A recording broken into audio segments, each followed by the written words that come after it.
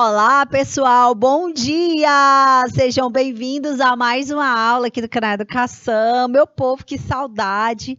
Estávamos aí de férias e agora estamos retornando, né? Adriana, bom dia, princesa, seja bem-vinda.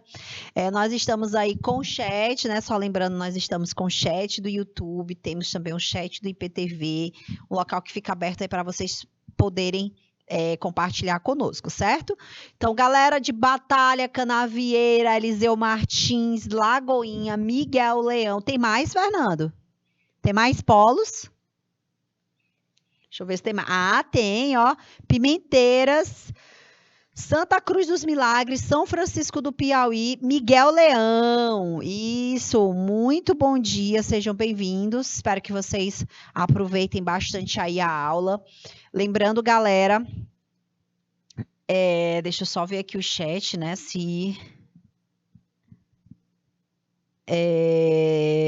Pronto, tem aqui o pessoal que estava aqui no chat, né? Mas só lembrando, tá? Que vocês podem utilizar o chat para tirar as dúvidas. O chat é o local apropriado para isso. Tem alguns polos que estão conosco agora, né? Que não estavam no primeiro semestre. E tem muita gente ainda com dificuldade, muita gente que, na realidade, não sabe utilizar o chat, que não aproveita muito a oportunidade para tirar dúvidas. E é um local muito importante para que vocês participem da aula, tá? Então, fica à vontade. Pode utilizar o chat para participar da nossa aula. É sempre muito bem-vindo as dúvidas, os questionamentos, as inquietações de vocês, ok? Galera, hoje nós vamos falar de dança folclórica, tá? Dança folclórica. Mas para começar a nossa aula, eu queria começar essa aula e trazendo aqui para a dança folclórica todo o contexto, todo o nosso contexto histórico, todo o contexto histórico da dança, para que vocês possam se apropriar aí do que é a dança folclórica.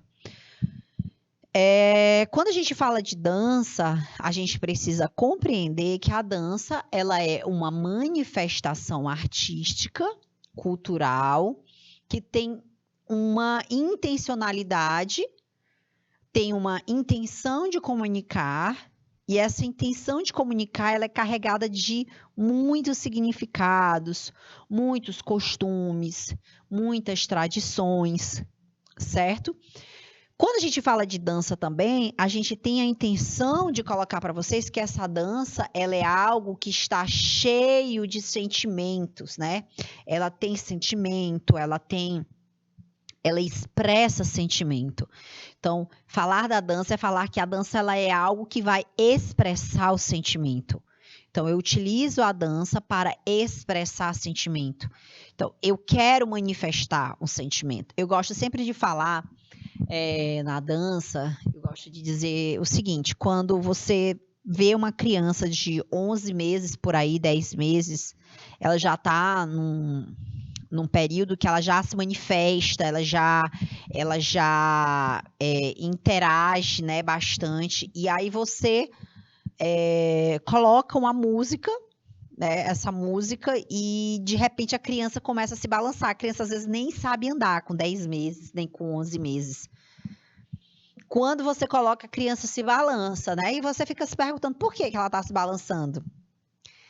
Você vai parar para pensar, né? Que ela tem uma necessidade de manifestar ali uma certa alegria, um certo contentamento com aquela música, com aquela dança. Aí você pensa o seguinte: você para pensar, o que a dança vai comunicar? Né? O que eu comunico? Muitos dos meus movimentos, eles são comunicáveis, certo? Por exemplo, quando eu falo assim, me balançando com força enfática, quer dizer que eu tenho ênfase, né? Que eu coloco energia. Agora imagina, né? Eu gosto muito de utilizar isso. Imagina quando eu tô caminhando, que eu tô caminhando assim, ó, né? Cabeça baixa. Eu demonstro que eu estou reflexiva, eu estou pensativa, posso estar triste também. Agora, esse seu caminho toda cheia de energia, né? Cheia de energia, balançando o cabelo. As pessoas vão olhar para mim diferenciada, não vão? Vocês vão olhar para mim de uma forma diferenciada. Vocês vão entender que eu tô ali carregando um sentimento diferente, né? Um sentimento que vai ali, energia, felicidade, certo? Então, nós temos aí o movimento, ele vai expressar, ele vai falar, ele vai comunicar. Então, a dança, ela é a expressão dos sentimentos através do movimento. A dança é a expressão dos sentimentos através do movimento. Beleza? Ok, então aí você vai trazendo isso, você vai comunicando isso, você vai tendo a necessidade disso. E aí você vai parar para pensar e vai lembrar aí de como que isso surgiu, quando que isso surgiu, né? Quando que isso surgiu? Quando foi que houve uma necessidade de colocar o movimento como sendo algo externalizado? Se eu entendi que a criança nasce e tem, desde o nascer, ela vai manifestar ali alguns sentimentos, né, através do movimento, então eu posso dizer que essa dança, ela nasce lá na pré-história, né? Então, o homem pré-histórico, ele já dançava, tá? Ele já dançava. Então, a dança, ela, primeiramente, ela vai ter essa característica, ela é uma dança primitiva. Aí vocês vão me perguntar assim, professor, o que é essa dança primitiva, né? Qual é a característica da dança primitiva? A dança primitiva, gente, ela tem vários componentes, tá? Como, por exemplo, a relação com a natureza, a relação que essa natureza traz, né, com seus ancestrais, e essa relação que ele tá ali nessa dança primitiva, ela vai trazendo muito de um entendimento de sobrevivência. Todo movimento do homem primitivo, ele era baseado muito por sobrevivência, por instinto. E essa sobrevivência por instinto estava relacionada exatamente com se proteger. E essa dança, você vai me perguntar assim, professora, a dança era para se proteger? Não. Mas ela queria ganhar com aquela dança, vamos dizer, favores da natureza. Por exemplo, eles dançavam para a chuva, eles dançavam para o sol, eles dançavam para o vento. Tinha uma relação disso, uma relação com a natureza. Então, a dança primitiva era uma dança que tinha uma relação com a natureza. E também, lógico, que tinha ali aqueles seus momentos que depois foram momentos de euforia, que eles iam organizando movimentos e tal. Aí vocês vão perguntar assim, professora, como é que a gente sabe que isso é verdade, né? Só vocês olharem as pinturas rupestres, né? As pinturas rupestres têm vários achados, várias pinturas que nos mostram isso, ok? Então, nós passamos aí da pintura, a dança primitiva, e logo depois a gente vai para a antiguidade. A dança na antiguidade, ela vai apresentar um outro cenário, tá? O cenário da dança da antiguidade é o cenário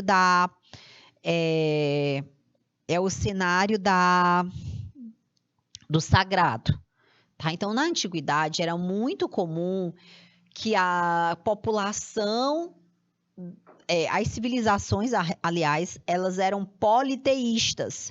O que é uma civilização politeísta? É uma civilização que tem a fundamentação em vários deuses, né? E essa fundamentação em vários deuses, ela era baseada, vamos dizer, na concepção que aquela civilização tinha do que era mais favorável. Então tinha pessoas que gostavam mais do deus Zeus, outras da deusa da terra, da deusa do vento, né, a deusa da beleza, e aí cada um ia se aproximando mais, né, por afinidade. E essa proximidade, a dança, o que tem a ver com isso, né? Não vai perguntar assim, o que tem a ver dança com a religião? Tudo a ver, porque a dança ela era ritualística. Nessa época, a dança ela era trazida para os rituais das religiões. E aí, gente, com o passar do tempo, trazendo essa dança para a religião, uma dança ritualística, a gente vai entendendo que essa dança ela vai se comportando também de uma forma social, ela vai ganhando aspectos sociais. E tem aí nesse contexto da antiguidade também as danças profanas, né, que eram danças que envolviam aí relações, vamos dizer, danças que tinham aí outras conexões, outras fundamentações, certo? Depois da antiguidade, a gente vai entrar num período bem complexo, que é o período da Idade Média. Ok? A gente vai para a Idade Média. Quando a gente chega na Idade Média, a dança, a gente tem que lembrar sempre que essa dança, gente, ela vai trazendo aí contextos sociais, né? Ela vai trazendo as evolutivas. Aí vocês vão me perguntar, que evolutivas são essas? Essa evolutiva, gente, está relacionada exatamente com o contexto, tá? O contexto da sociedade vigente. Então, quando a gente tem o amparo dessa sociedade, a gente vai percebendo que essa evolução, os movimentos artísticos vão acompanhando. Aconteceu exatamente com a dança a mesma coisa. Então, no período da Idade Média, com o poder da igreja, né, a igreja teve grande poder nesse período, as artes passaram a ser proibidas. As artes passaram a ser proibidas e elas eram... as artes, as ciências, políticas, as filosofias, tudo isso era proibido porque a igreja tinha a sua fundamentação, né? A igreja tinha ali a sua fundamentação. E aí eles começaram meio que proibir aí essas, vamos dizer, essas artes, essa religião, tudo que era fora do contexto da igreja católica, eles proibiam. E a dança, ela só poderia ser o que a gente era considerado, também era uma dança sagrada, só podia ser dança se fosse sagrada, cristã, né? Uma dança sagrada cristã. Ou uma dança que estivesse dentro dos moldes da igreja. Não podia ter contato físico, o corpo ele era pecado, né? O corpo era considerado pecado e essa dança de contato físico não era permitida, né? Contato físico nenhum tinha na dança cristã, porque ela era uma dança... as mulheres não podiam ser tocadas, os homens não podiam ser tocados, porque o corpo ele era pecaminoso, né? Era algo de pecado. E não podia ser tocado. Aí, gente, depois da Idade Média, a gente chega com o Renascimento, tá? A gente sai da Idade Média e vai para o Renascimento. Quando a gente chega no Renascimento, a gente vai ter uma outra configuração do Renascimento. No Renascimento, gente, a igreja vai perdendo voz, né? Vai perdendo vez e há uma necessidade do social.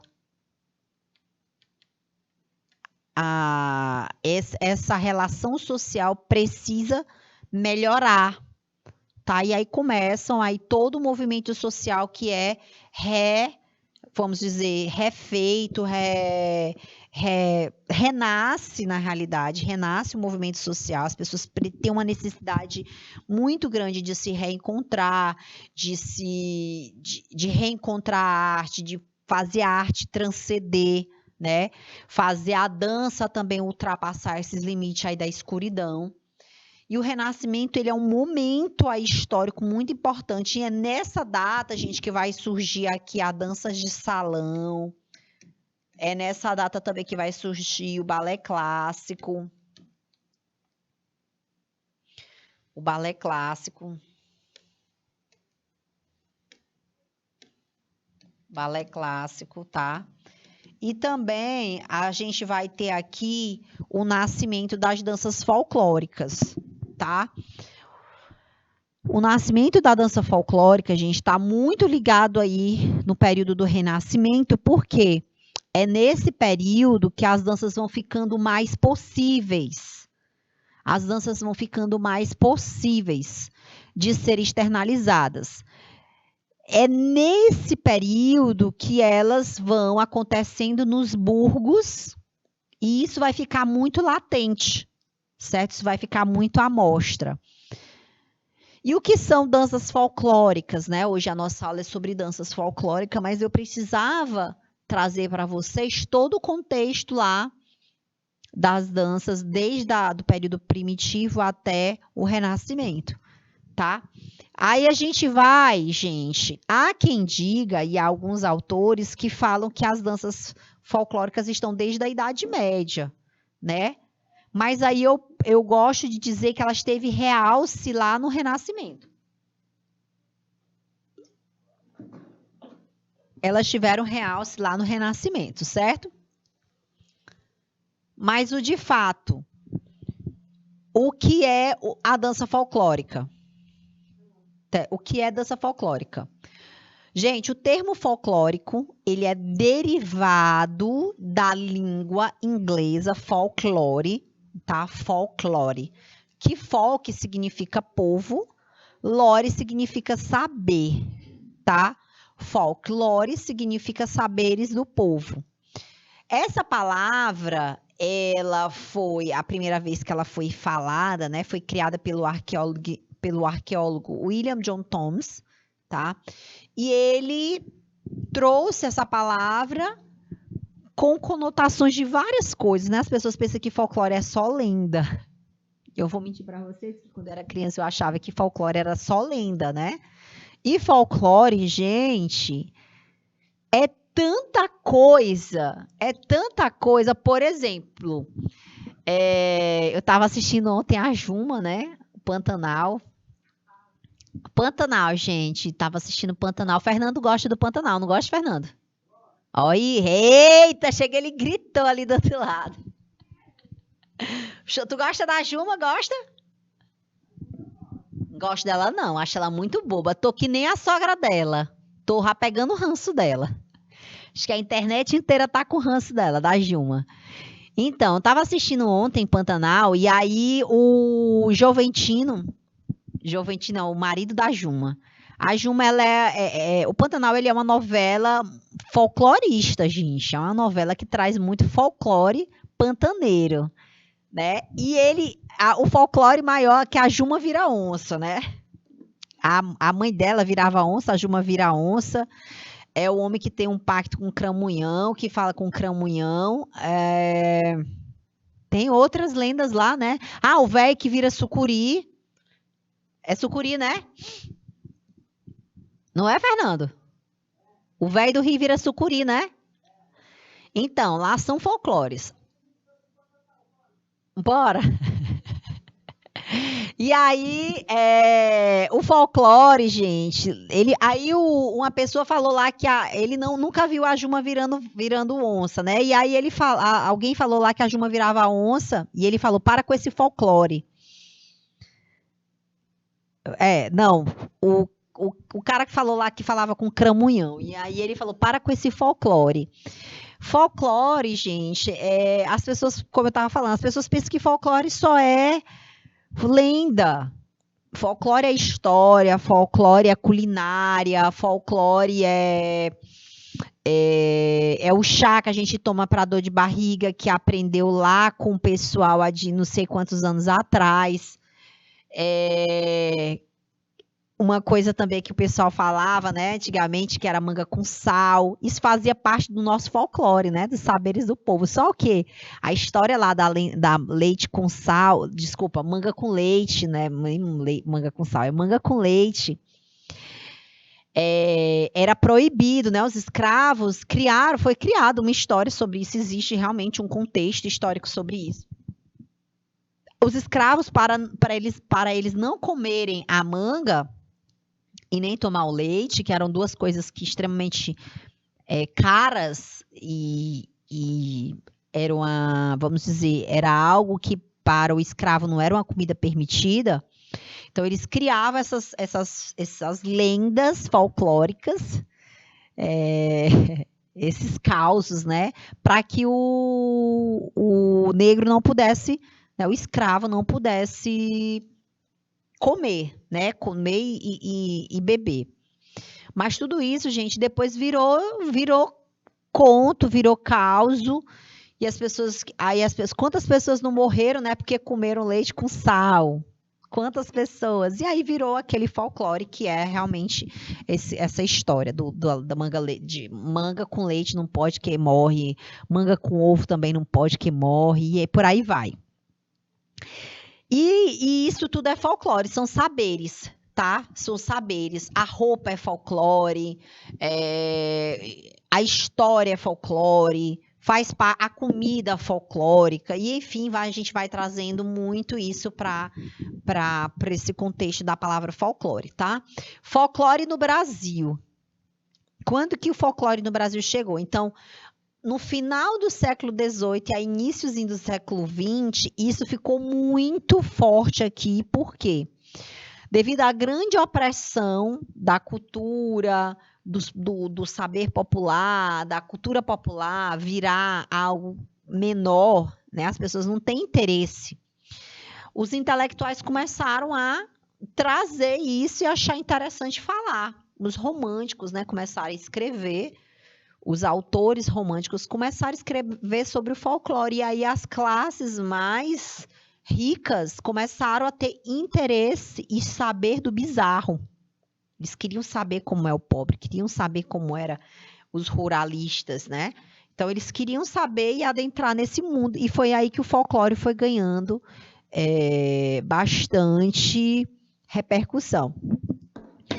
Eu gosto de falar do Sítio do Pica-Pau Amarelo, que para mim, como folclore, é uma das referências mais importantes que eu tenho. Acredito que a maioria das pessoas também tem uma referência muito forte do Sítio do Pica-Pau Amarelo, né? Vocês assistiram um sítio, eu acredito, diferente do que eu assisti. Eu acredito não, eu tenho certeza. Porque o sítio que eu assisti, ele não tem nem... Acho que nem as imagens daquele sítio, né, Fernando? Da antigamente não existe mais, é capaz de nem existir mais, né? De tão antigo que é, né? Aí eu dizendo que eu sou antiga. Hã? Tu é velho também. O Fernando tá dizendo que não é velho, gente. O Fernando tem 30 anos de cana educação, e vocês imagina como não é, né?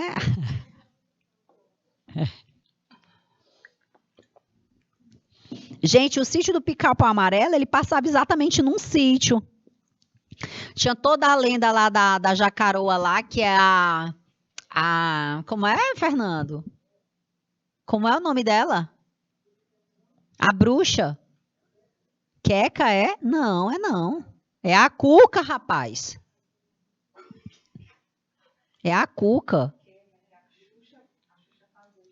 Não, tu tá lá na Xuxa do baixinho lá. Ai, a Queca da Xuxa. A Cuca é do sítio, filho. A Queca é da Xuxa. Tá assistindo Xuxa demais, viu, tu? Hã? Ô, mentiroso. Então, gente, a Cuca faz parte do cenário do sítio do Pica-Pau Amarelo, que tem lá o Saci Pererê, e isso faz parte do nosso folclore. É uma coisa muito importante, e são exatamente sobre essas coisas bizarras, né, que o folclore, que o popular trazia, que os românticos começaram a escrever e começaram a população a ter interesse. E eu até falo muito, gente, que vocês estão tendo uma oportunidade que eu não tive e muitos não têm, de conhecer ouvir sobre dança folclórica. Eu nunca ouvi sobre dança folclórica. Eu até comentei isso no terceiro ano da tarde. Quando eu ouvi falar de dança folclórica, né? Quando eu vi falar de dança folclórica, eu já era adulta. Já estava no balé da universidade, era dançarina, bailarina do balé da Universidade Estadual. E aí.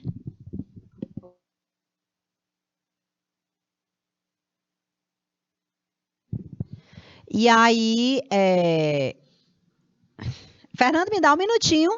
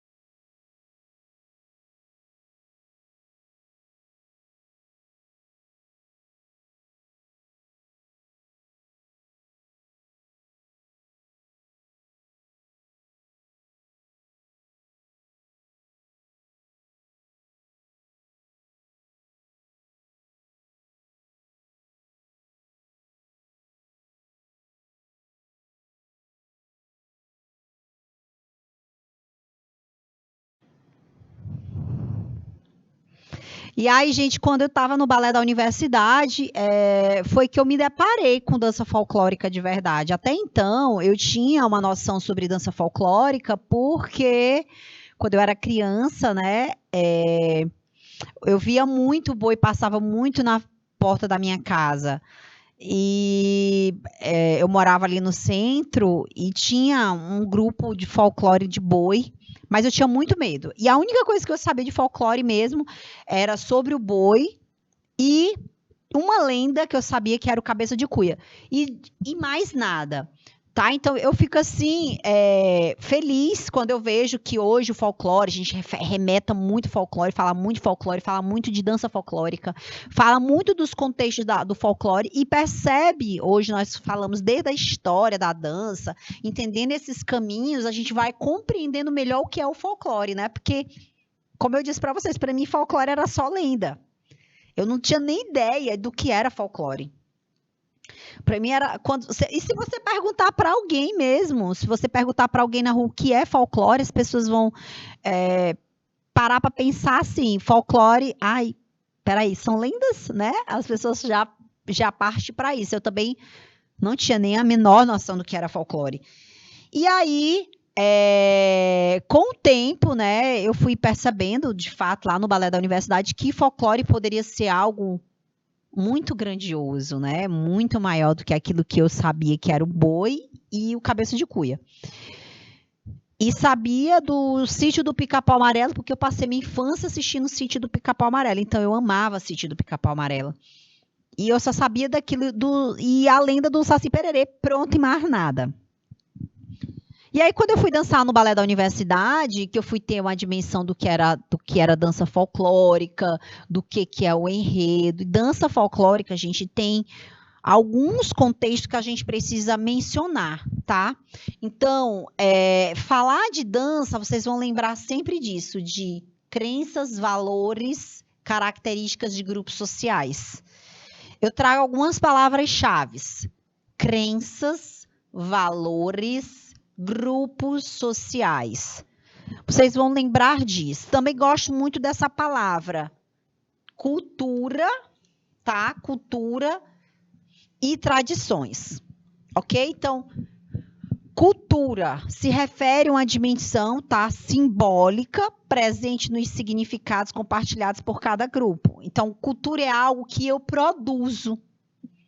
Cultura é algo que está dentro da minha casa. Por exemplo, cada casa tem uma cultura. Joyce, se tu janta comida de mesa ou lanche? À noite, janta. Lanche? Ela tá falando lanche, né? Na minha casa, gente, a minha casa, a cultura é comida de mesa. A tua, lanche, né? A outra colega tá falando aqui que a cultura dela é lanche. E isso, gente, é cultural. Tudo que a gente faz em grupo, em conjunto, saberes, partilhando, isso é cultural. Cultural é algo que eu produzo, é produzido, tá?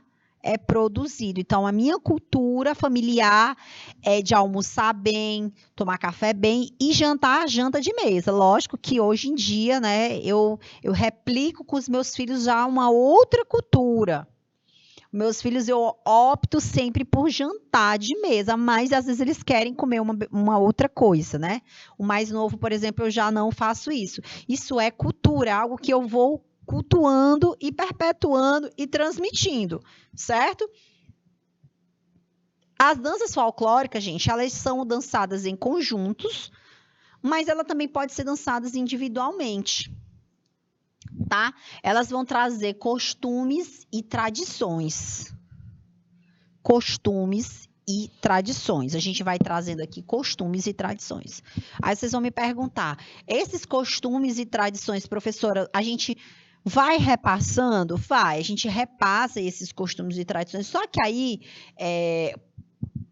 a gente entrou no século XX, né, depois do século XVIII, século XIX, com as intervenções literárias, que veio um avanço, a necessidade de colocar isso. A gente entrou no século XX, nós tivemos uma necessidade de modernizar tudo, e muitos desses costumes eles foram abafados, né? Caiu, vamos dizer que em desuso novamente. E há uma necessidade aí dos repertórios educacionais trazerem isso de volta. Tá? Por isso que se fala mais hoje de dança folclórica, fala mais de danças populares, mais do que antigamente. Em relação à dança folclórica e dança popular, Georgia, é uma coisa minha. Eu não gosto quando falam de dança popular, eu classifico dança popular como sendo outro tipo de dança, não sendo dança folclórica. Porém, tá, é uma coisa minha, é uma análise minha. Alguns autores consideram dança popular e dança folclórica como a mesma coisa, tá? E vocês podem achar isso em alguns livros, em algumas, como é que eu chamo? Em alguns textos, vocês vão encontrar dança popular e dança folclórica como sendo a mesma coisa. Por que eu digo que dança popular não é a mesma coisa de dança folclórica? Eu vejo mais o popular como sendo essas danças de hoje. Por exemplo, o forró, o reggae, o axé, o piseiro, por exemplo. Eu vejo como dança popular. Tá, eu vejo. Se eu pudesse colocar um nome, seria dança popular.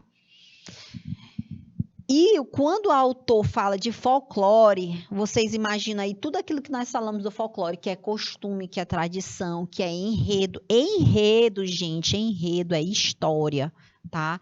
Enredo é uma história. Então, se você observar o boi, por exemplo, a dança do boi, ele vai contar história.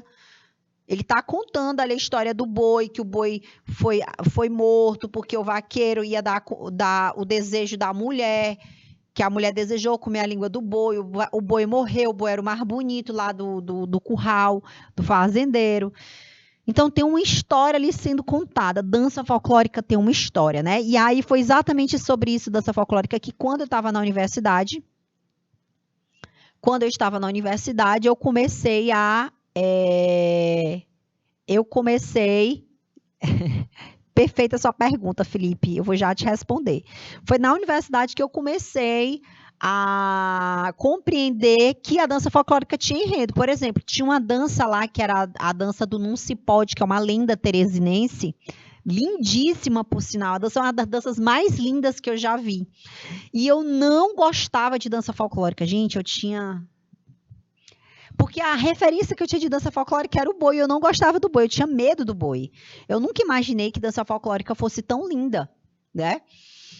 E a dança folclórica, para mim, ela traz isso aí, ela traz enredo, ela traz história, diferente da dança popular. O forró, gente, lógico, o forró tem uma história de origem, mas qual é o enredo que é dançado ali na dança do forró, né? Tem os enredos, tem uma história ali sendo contada e tal, mas não tem, vamos dizer, a linguagem sendo transmitida ali, vamos dizer, daquela história, né? Não há a comunicação da história ali, é uma música que está sendo cantada, as pessoas estão lá dançando passos aleatórios, né? Mas, gente, mas muitos autores consideram dança folclórica como dança popular. O Felipe, né, perguntou aqui, as danças de quadrilha junina são consideradas folclóricas? São, Felipe? São, sim. Elas têm uma história, a quadrilha, ela nasceu da contradança francesa, tá? Ela foi se aprimorando aí nas cortes espanholas, chegou ao Brasil. Quando chegou ao Brasil, ela tinha a celebração do milho, né, da colheita do milho, e eles costumavam dançar a contradança francesa. E foi aí que eles começaram a adaptar. Imagina, tu vai morar num outro país, tu vai levar o quê? O que tu tem de costume de se vestir, por exemplo. Aqui a gente veste com roupas mais frescas, né? Então a gente veste uma roupa mais colorida, a gente veste uma roupa mais fresca. Então a gente vai querer usar uma roupa mais colorida lá também, né? E aí eles carregavam para a cultura aqui o sertanejo. Quem era que ia fazer a festa? O agricultor. Como era que o agricultor se vestia? O agricultor se vestia de forma, vamos dizer, de forma simples, né? De chita, aquele tecido mais florido, mais xadrez. E isso foi exatamente remetendo para aquela dança do mês de junho que todo mundo estava dançando ali na colheita do milho, a festa do milho. E essa dança quadrilha, a contradança, ela era uma dança de pares, ela tinha as evolutivas, inclusive, né, Felipe, a Narrier, a Navantu, são expressões francesas, né? São expressões francesas, e isso foi sendo aportuguesado, foi trazendo aí as referências do Brasil, e eles foram misturando ali, e virou o quê? Tradição no mês de junho, época da colheita do milho, se dançar a contradança. E foi daí que surgiu o que nós chamamos de quadrilhas juninas, tá? Isso realmente é uma dança folclórica. Agora, lógico, como eu falei para vocês, eu dançava no balé da universidade, o corpo de dança da UESP, que era dança folclórica, mas com uma pegada sofisticada, com um movimento mais moderno, com passos mais elaborados. Do mesmo jeito são as quadrilhas hoje. Quem é que dança quadrilha como antigamente, né? Quase não se vê mais ninguém dançando quadrilha como antigamente. Os festivais de quadrilhas são coisas fabulosas, né? Virou espetáculo, né? Só que nesse caso, Felipe, aí a gente está falando de uma dança espetacularizada, né? Com espetáculo. Será que você entendeu? Ah, que show de bola, Felipe. Então, é muito massa, que muito obrigado por você ter pedido aí para falar eu nem ia falar de quadrilha, acho que eu estava indo já para as outras danças, eu nem ia falar em quadrilha. Então, quadrilha realmente é um tema que traz bastante dúvidas, e é super importante a gente ter uma noçãozinha assim da história, né, para poder compreender. Nem se vê mais a galera dançando, né, Adriana? Ninguém dança mais quadrilha como antigamente. As quadrilhas de quando a gente é criança, que faz, que olha a cobra, a Navantu, a Narrier, nem existe mais, né? Então, galera, folclore no Piauí, tá? Antes da gente falar de folclore no Piauí, eu quero que vocês digam para mim, o Fernando vai colocar um minutinho só. Um minutinho, Fernando, só para a galera me responder quais danças nós dançamos no Piauí, né? Quais as danças do folclore do Piauí, ok? Um minutinho.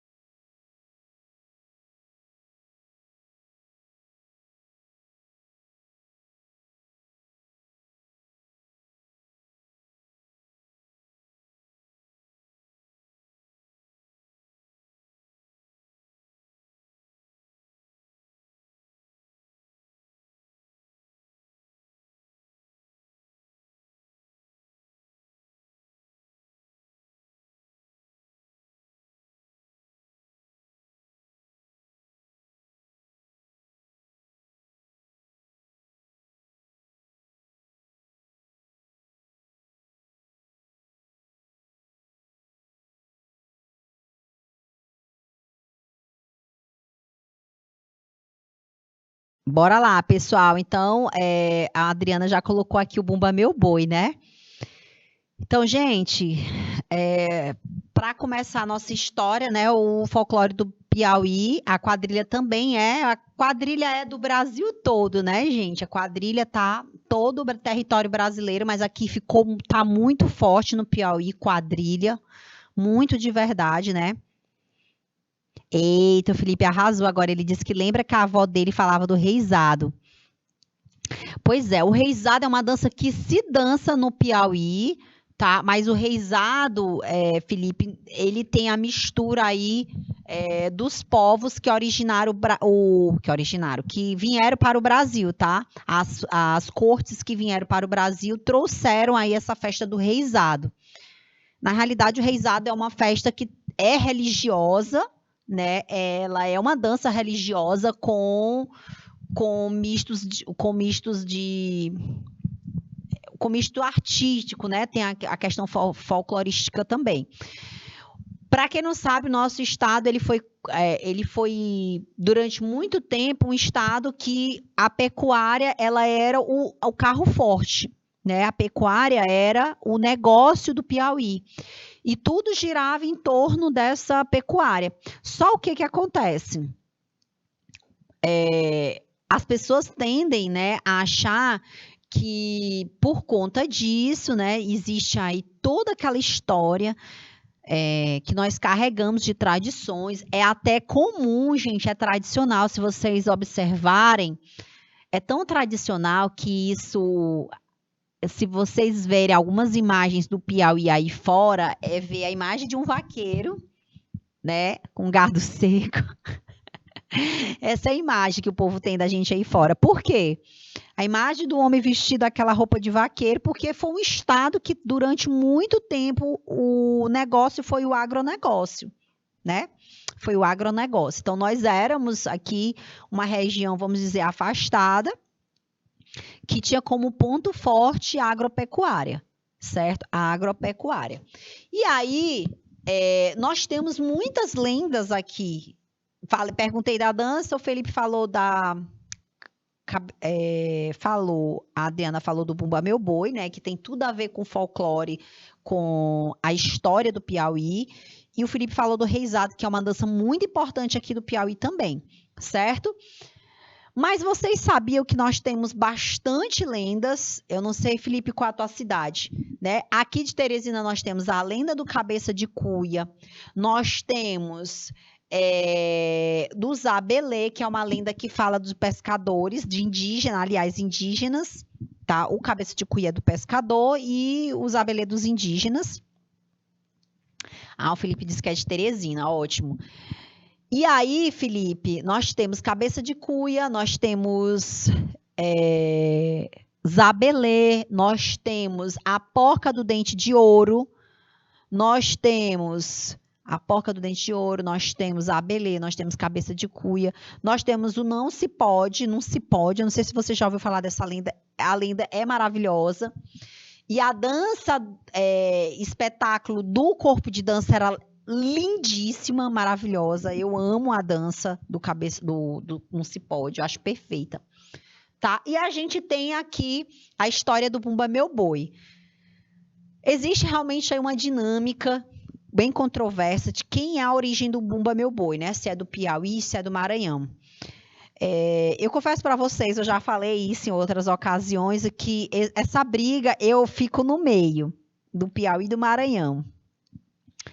Eu defendo tanto o Piauí como eu defendo tanto o Maranhão. Eu vou dizer por quê. Porque existe, inclusive, eu assisti uma reportagem do Globo Repórter, aliás, do Fantástico, falando que o Bumba Meu Boi era do Piauí. E quando eu fui estudar sobre folclore, estudar sobre o Bumba Meu Boi, eu fui atrás da história, da origem do Bumba Meu Boi, e eu pesquisei realmente e achei um artigo que falava, um artigo maranhense, eu não sei se o artigo era maranhense, mas um artigo que falava que o boi era do Maranhão, né? Nesse artigo ele trazia datas, trazia informações que diziam que o artigo é do Maranhão. De fato, eu não tenho como verificar isso porque eu não sou historiadora, eu não faço estudo disso, eu não tenho como ampliar esse conhecimento, mas a reportagem falava do boi do Piauí. E o Maranhão tinha essa publicação com referências dizendo que o boi era do maranhense, por datas, né? Aí eu quero falar uma coisa para vocês, duas vertentes, né? Nem que sim, nem que não. Mas eu só quero dizer que o Maranhão, eles têm culturalmente, no mês de junho, uma festa muito importante que é o Boi do Maranhão, né? A festa o mês de junho inteiro é dedicado à festa do boi, que é muito, muito linda, por sinal. Eu já fui no mês de julho lá e fiquei encantada, encantada com a festa. Lá tem dois tipos de boi, que é o boi de matraca e o boi de orquestra. O boi de orquestra, que tem instrumentos de sopro, é uma banda grande e tal. E o boi de matraca, que são os instrumentos de matraca que eles usam para o boi, que é um boi mais tradicional. E aqui a festa do boi, gente, a gente não tem uma festa do boi. A gente tem a dança com referência folclórica, mas não com esse glamour que é colocado lá no Maranhão, certo? E, enfim, eu vou deixar aí para quem quiser se aprofundar, né, para descobrir de onde é o boi, né, se é do Piauí, se é do Maranhão. Ainda tem mais, tem um outro estado aí também que faz festa do boi, que é o Pará, o Parintins, né, faz uma festa gigantesca. Desculpa, eu falei Parintins, no norte, né, no norte do Brasil, faz essa festa do boi, que é uma festa grande também, uma festa gigantesca, que é tipo um carnaval, negócio assim grande mesmo, e tem bastante repercussão no norte do país, no norte do país, não é só lá em Parintins, ok? Agora aqui, voltando para cá no Piauí, nós temos uma dança muito importante, folclórica também, que é o cavalo piancó. Essa é lá de Amarante. Ela tem uma característica muito interessante, eu gosto muito do cavalo piancó, porque ela tem dois andamentos. Ela tem um andamento lento e um andamento rápido. Ela é dançada de casal, tá? Ela é dançada de pares. E ela traz exatamente um contexto muito engraçado, que é o trote do cavalo. Eles dançam simulando o trote de um cavalo manco, gente. Não tem história do cavalo manco? Pois é, o cavalo que tá piado, né? Cavalo piancó, ele tá piado, ele tá manco. E aí eles fazem como é que eu chamo? Esse trote de cavalo. É muito legal. Eu dancei esse cavalo piancó num corpo de dança e é muito linda também. Pronto, Felipe e Adriana, nós temos duas danças aqui. Aliás, nós temos uma dança também que ela não é do Piauí, mas é dançada no Piauí, que é a roda de São Gonçalo.